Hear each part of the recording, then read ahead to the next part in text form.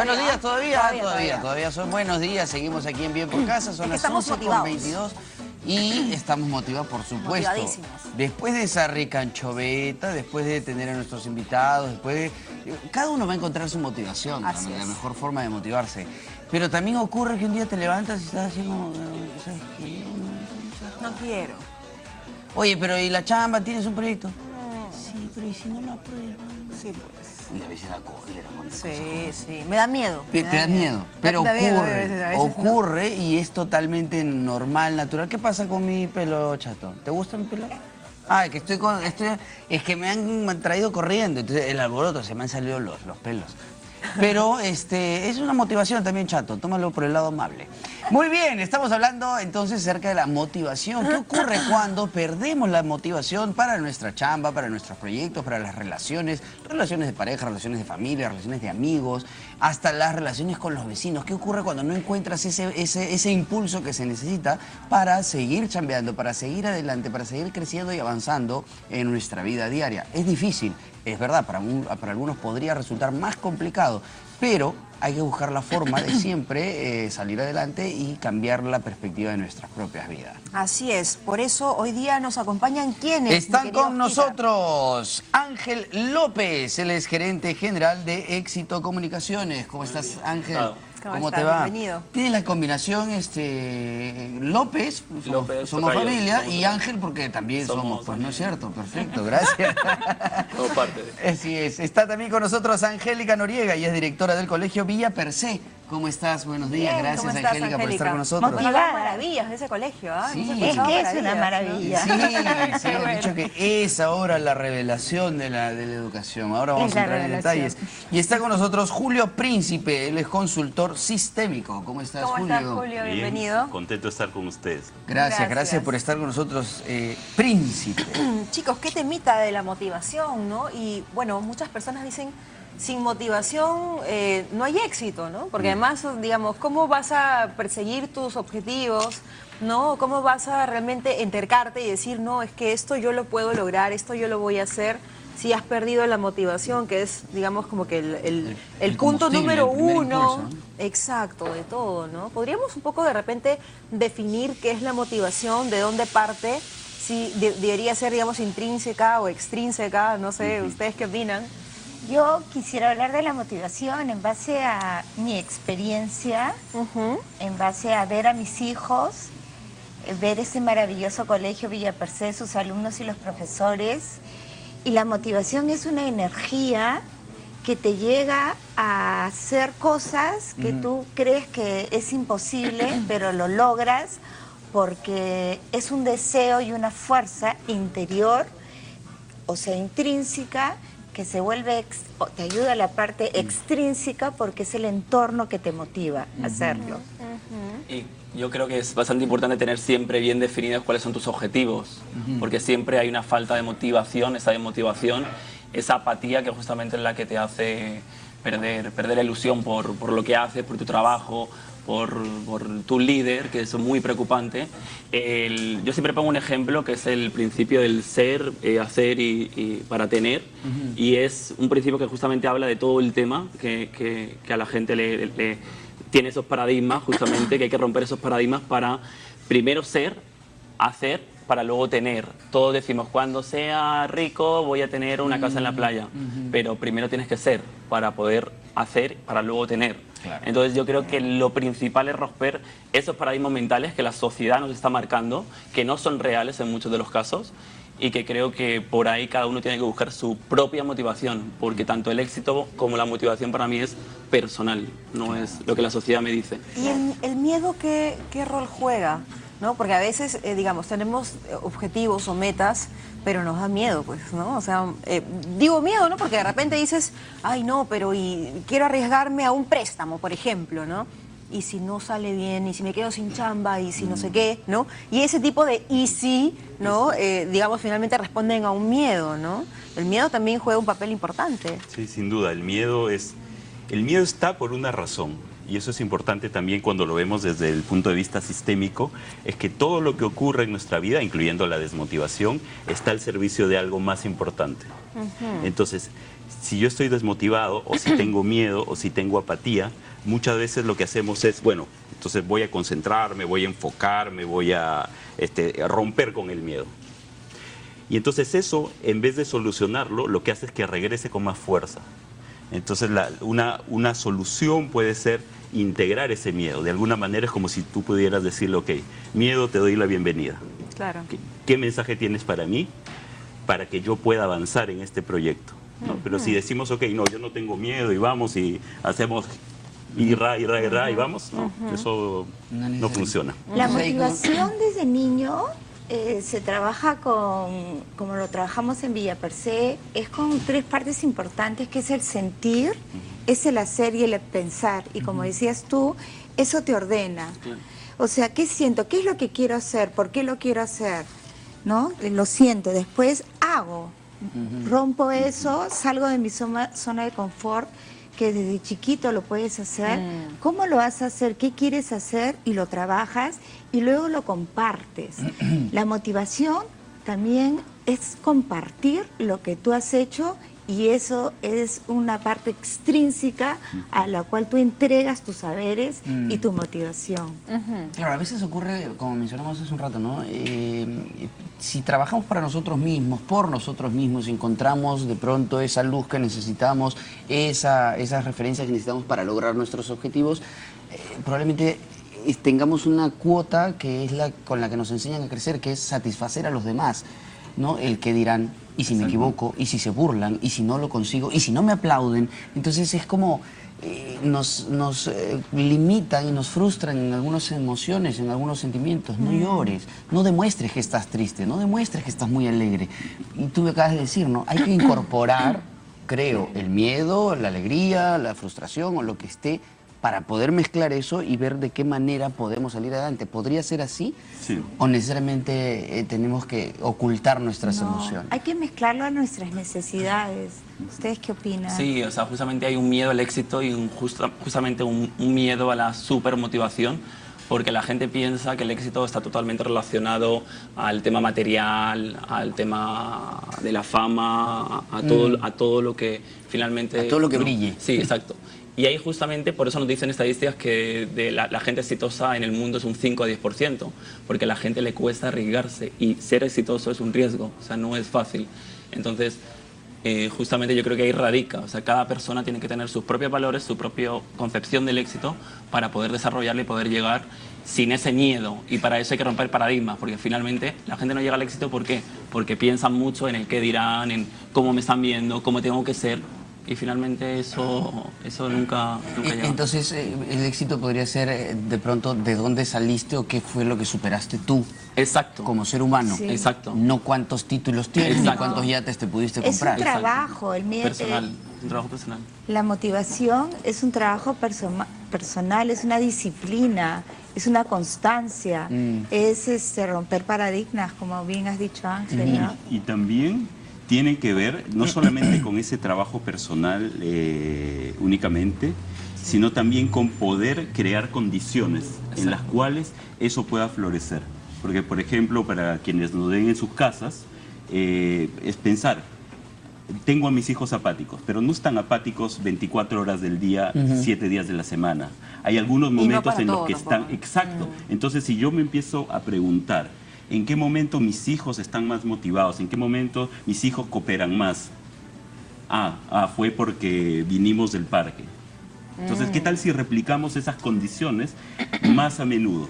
Entonces, eso es ver también que, por un lado está, por supuesto, el trabajo personal y también las condiciones, porque finalmente pasa lo mismo en la familia, pasa lo mismo en el trabajo.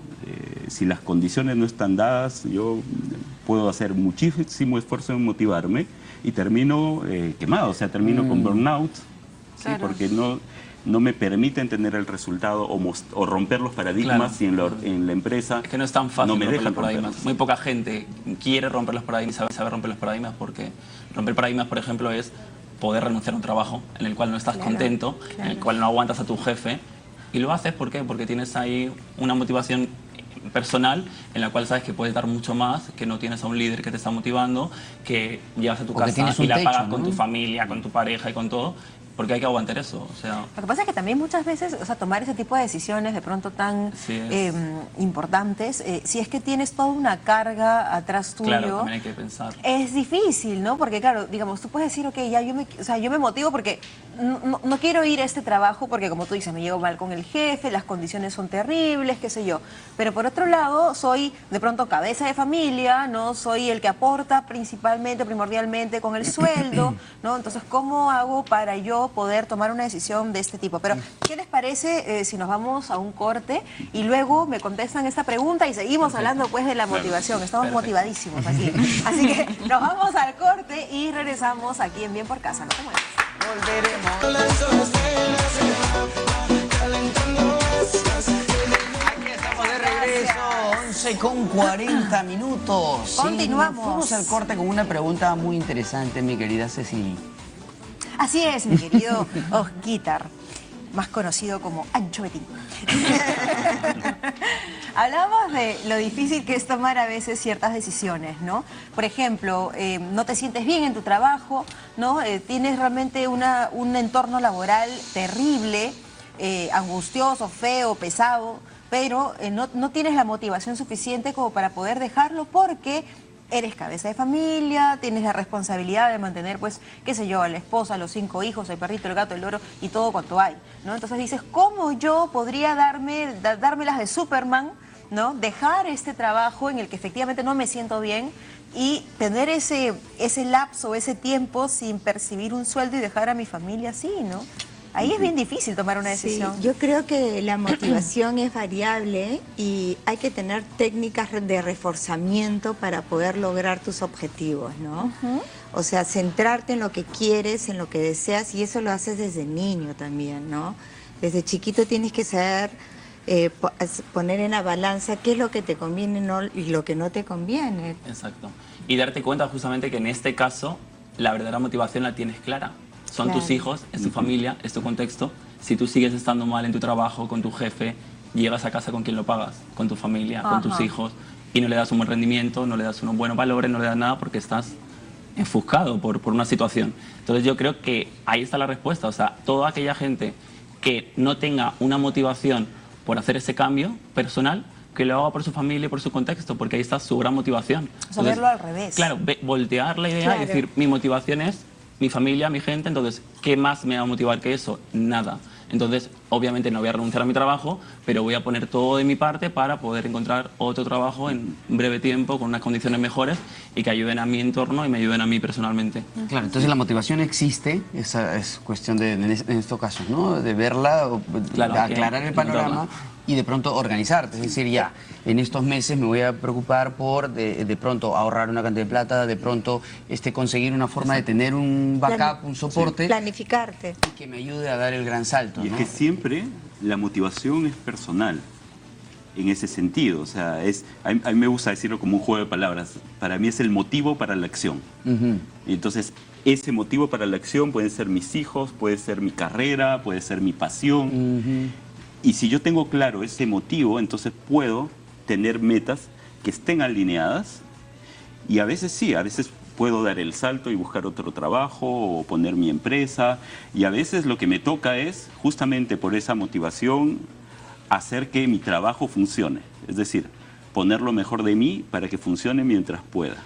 La ¿No? motivación... Igual es en la pareja, o sea.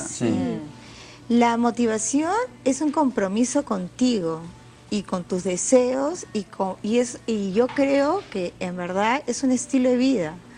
Tú tienes que aprender a sobrellevar ciertas situaciones en lo cual lo primero que debes de saber es que eso te motiva para seguir adelante, para tener una... Sí, es un estímulo permanente. Ahora, como tú decías, Julio, la motivación es personal. Es decir, cada uno tiene que encontrar su propio porqué, su propio estímulo. Entonces, sobre esa premisa, ¿no? Es el para qué. Sobre esa premisa, tú dices, lo que cada uno vaya encontrando como impulso para llegar a eso es tan personal que corres el riesgo de ser señalado, porque de pronto tú dices, si mi motivación es ganar mucho dinero y solamente dinero porque quiero mucho dinero para que ese sea mi estilo de vida, Otros dirán, ay, qué materialista. Ujú. Entonces dice, ay, solo piensa en plata. Sí, pues, es mi motivación, es lo que yo quiero. Si tú estás pensando solamente en encontrarte con ángeles en el camino, bueno, está bien, es tu motivación. Pero no significa que podemos caer en el señalar y creer quién está en lo correcto y quién no. Pero hay un yo creo que juego justamente ahí hablábamos del tema de romper paradigmas, porque ahí radica. Todos estamos muy expuestos a lo que piensan de nosotros, a lo que es idóneo para una persona hacer, para un empresario, para un líder, pero justamente hay que romper esos paradigmas y yo siempre pienso que mientras que haya un respeto a la persona, a su trabajo, a lo que quiere hacer, a lo que tal, es ahí donde está el problema, que no nos respetamos y no nos dejamos romper nuestros propios paradigmas y descubrir nuestras motivaciones. Y por eso ahí radica lo que conversábamos de que no todo el mundo llega al éxito, porque hay un miedo al éxito que está totalmente científicamente comprobado, que se llama miedo al éxito, que la gente justamente cuando está a punto de alcanzar su meta no la alcanza por un acto consciente o inconsciente, porque no quiere llegar al éxito.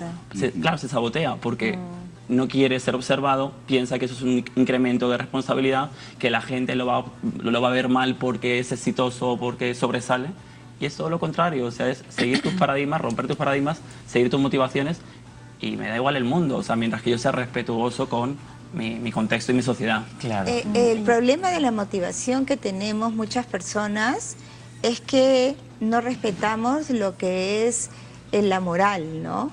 La moral que consiste que mi límite termina cuando molesto al otro. Y eso se enseña desde que eres pequeñito. O sea, si tú tienes eso en mente y tienes una motivación que te está cargado de energía y esa energía te hace actuar donde lo intrínseco y extrínseco forma una parte de tu querer ser, todo está perfecto, pero desde pequeño tienes que aprender a que tu motivación no puede pasar el límite que molestes al otro. Claro, o sea, tu motivación no puede ser la destrucción de... Exacto. O sea, paso Sin por encima pisotear de a mi nadie. compañero, Sin pisotear a Y nadie. todos tenemos claro, ¿no? Lo que es respetuoso y lo que no es respetuoso, entonces... Qué interesante lo que mencionabas hace un rato, Ángel, esto del éxito, ¿no? Yo estaba conversando hace unos días también con un grupo de gente en una chamba, en un proyecto, sobre cómo veía cada uno el éxito. Entonces decías, claro, para algunos el éxito de pronto es llenarse de dinero o probablemente dar vueltas por el mundo. Para otros, el gran éxito de su vida ha sido salir de la miseria en la que vivía. Y no hablo de miseria económica, hablo de pronto enfermedades, drogas, familias caóticas, y de pronto sale y él ha formado o ella ha formado su propia familia y probablemente ese sea su éxito. Entonces, el éxito no necesariamente está en una lista de éxito 1, 2, 3, 4 para los demás, ¿no? El éxito es tu lista personal, ese es el éxito es tuyo, es intrínseco y lo que tú quieres lograr, no lo que yo quiero lograr. O sea, superar tus propias limitaciones. Sus objetivos, sus metas. Y ahí muchas veces lo difícil está en que, y tú lo decías, puede ser, y Ángel también, que puede ser consciente o inconsciente, y es que muchas veces esos impedimentos para el éxito vienen de creencias que están instaladas en las familias y se traspasan de generación en generación, ¿no? Y se heredan. Entonces, cuando trabajamos, por ejemplo, utilizando constelaciones sistémicas, lo que hacemos es poder mostrar y que la persona pueda entender dónde está ese bloqueo. Yo he tenido muchos casos en los cuales hay personas que vienen y dicen, por ejemplo, me va bien en el trabajo, tengo dinero, pero de pronto no sé qué pasa y se me va. Entonces, como que nunca logran ahorrar para lo que sea que quieran hacer. Y cuando le damos esta mirada, que es una mirada diferente, porque la persona está muy motivada y sabe muy bien cómo lograrlo, pero por alguna razón no lo logra. Las Entonces, constelaciones sistémicas podríamos un poquito... claro que sí. Porque estamos como que entendiendo, pero es un poco en el aire, ¿no? Es un método que utiliza el posicionamiento espacial para poder entender las diferentes relaciones, que es una forma natural en la cual operamos los seres humanos, pero de la cual nos hemos olvidado. Entonces, por ejemplo, yo puedo estar acá y puedo decir, ok, ¿dónde está mi meta? Mi meta, yo me la puedo imaginar aquí, aquí, aquí, aquí. Y entonces, esa forma de procesar que se puede hacer en un taller con personas o utilizando elementos en una mesa, te ayuda como a entender esas relaciones, quién está más cerca de quién mira a quién no mira, quién no está integrado. Entonces, cuando hacemos eso, por ejemplo, en los casos que mencionaba, a veces lo que ocurre es que en la historia familiar hubo alguien que la hizo, como se dice popularmente, que tuvo ese éxito, y que tal vez al tener ese éxito pagó un alto precio. Fue estafado, fue muerto, o se alejó y tuvo problemas con la familia. Entonces, inconscientemente hay como una forma de decir, prefiero no tener dinero o no lograr mi meta, porque eso puede poner en riesgo mi tranquilidad. Sí, justamente lo que hablamos, consciente y entonces, conscientemente exacto. te hace echarte atrás y decir, Ento- para otra elección. Entonces, integrar eso de mi historia también es importante, porque entonces yo puedo decir, ok, ¿de qué manera puedo tener el éxito y al mismo tiempo cuidar a mi familia? ¿De qué manera puedo romper el paradigma y al mismo tiempo ser amable con la gente Con que los está demás. conmigo? ¿Sí? Es saber un poco de tu pasado para que no lo repliques en tu presente. Y no arrastrarlo, Y no ¿no? arrastrarlo. Sí. Y Entonces traspasarlo a la cortas y siguiente generación. traspasarlo a la siguiente generación. Es como lo que suele ocurrir pues en nuestra sociedad, en todas las sociedades, ¿no? Pero para usar la nuestra, que es esta de los ciclos se repiten, los Sí. papás golpeadores, los hijos golpeadores. Exacto. Entonces cuando uno de ellos decide romper esa línea, probablemente le haya costado demasiado trabajo. Sí. Y entonces podemos entender que esa persona sí ha logrado el éxito para cambiar esta herencia. ¿Y ¿no? sabes qué? ¿Dónde viene lo difícil? Es que muchas veces yo lo puedo cambiar y en la siguiente generación se repite. Podría repetirse, podría Exacto. volver. Podría volver. ¿Por qué? Porque si yo lo he cambiado diciendo, ahora yo soy, ya no golpeo como golpeaba el miserable de mi papá, entonces allí yo estoy poniéndome en una posición de superioridad moral, Ajá. ilusoria, que en vez de traer sanación o solución o motivación, lo que trae es todo lo contrario. Entonces, es como si en una siguiente generación dijeran, ok, voy a honrar a mi abuelo, Claro. que ha sido visto mal por ti. Entonces, es una forma de... por eso, o sea, Pero la- entonces, Hay que- esto hay no, que- no es lo que hace, sino cómo se hace. No, y además... ¿Desde dónde se hace? O de ¿Desde dónde? dónde se ¿Desde hace? dónde se hace? Y una cosa que creo que es importante es que hay que respetar la jerarquía. Entonces, si tú, tu padre te maltrató, no puedes expresarte así de él, porque por Porque jerarquía respondiendo a es lo tu mismo, papá, además. estás Sí, respondiendo a te lo guste o mismo. no. De la exacto. misma forma. Y de la misma forma. Claro. Por lo tanto, no has perdonado. Y por eso se replica en la Claro, es siguiente loco porque se generación. puede aplicar en cualquier situación. O sea, porque ahorita hablamos de un padre, pero también puedes hablar de la madre que sufre, y dices, oye, todas las madres heredan el sufrimiento y no es así. O los hermanos que el mayor siempre quiere tener la razón. O en las los empresas. jefes. En las empresas. En las empresas, o los profesores con los alumnos. Y los ciclos se pueden repetir siempre. Sí. No se acaban. Bueno, pero qué increíble cómo, o sea, digamos, hemos empezado conversando de un tema, pero finalmente creo yo todo se resume a las bases, ¿verdad? Y las bases finalmente tienen que ver con, bueno, en este caso no podemos deslindarnos de nuestros padres y finalmente la formación que recibimos y la formación también que nosotros ya en el camino de adultos vamos separando, ¿no? Porque uno puede haber sido criado de una forma, pero en el camino uno elige cómo quiere, digamos, ser y cómo quiere criar a sus hijos, ¿no? Qué valores quiere enseñarle, transmitirle, incorporarle, pero teniendo en cuenta siempre el orden y el respeto, ¿no? Sí. Porque así uno no lo diga, ¿no? No Sí. puedes pasar por encima de la otra persona, así sea con el pensamiento, porque el pensamiento ya se convierte en verbo y en acción, pues. Sí, Muy cierto. exacto, ¿No? exacto. Qué interesante. Ya va Y de se cada caso muy enseña- particular. Sí, Y sí, se sí. enseña desde pequeño, ¿ah? Esto se enseña desde pequeño. ¿Cuál es tu propósito? ¿Qué es lo que deseas hacer? ¿Cómo lo vas a hacer? Uno tiene que ser muy socrático para enseñar o para darle el espacio a la motivación al niño, que pueda decidir, ¿no? En el ámbito educativo también es delicado. O sea, yo alguna vez he escuchado, y lo hemos comentado acá, cuando estábamos en el colegio escuchaban, en mi época, decían los profesores, ¿no? En mi época esto se aprendía de tal forma y tal forma, así que tú también. Con un reglazo. Con un reglazo. Entonces es como, qué injusto, ¿no? O sea, porque a mí me tocó eso, yo te lo tengo que sembrar a ti también. De pronto hay una cosa ahí que no se termina de entender. Y no se respeta la individualidad de la motivación del niño, Claro. ¿no? Que es importantísimo ahora. A pesar de que tenemos un mismo contexto físico, humano, ojo, nariz, boca, somos diferentes, de la misma familia somos diferentes. Y no puedes enseñar lo mismo si hay una diversidad.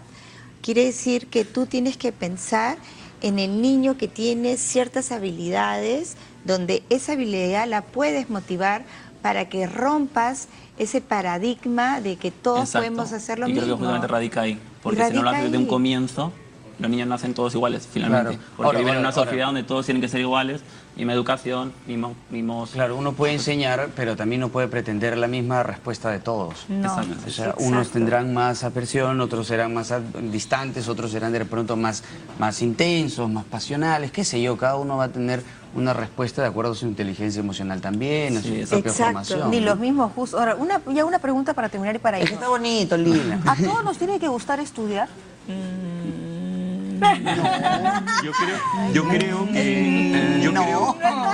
Yo creo que ayuda mucho que nos guste estudiar, Sí. pero igual hay que, o sea, es una necesidad y para hay muchos recursos y que no son difíciles de conseguir. Por ejemplo, para los que les gusta leer y esto, Empresa Activa tiene una colección de libros que son de muy fácil lectura, tú los puedes poner en práctica con tu negocio o en tu vida personal. Entonces, no sé si sea bueno que nos guste estudiar, porque creo que ayuda a conseguir metas, porque te da más información, te cuestiona. Son pilares básicos, yo creo que Sí. para toda persona que quiere buscar justamente más motivaciones, buscar más objetivos, llegar a más, alcanzar más, Sí. creo que tiene que tener una mentalidad bien abierta donde tenga mucho conocimiento. Y Tiene que haber esto. esa Sí. pregunta parece una broma, pero en realidad es una pregunta que te cuestiona si se cuestiona el Ministerio de Educación para poder hacer un cambio de metodología.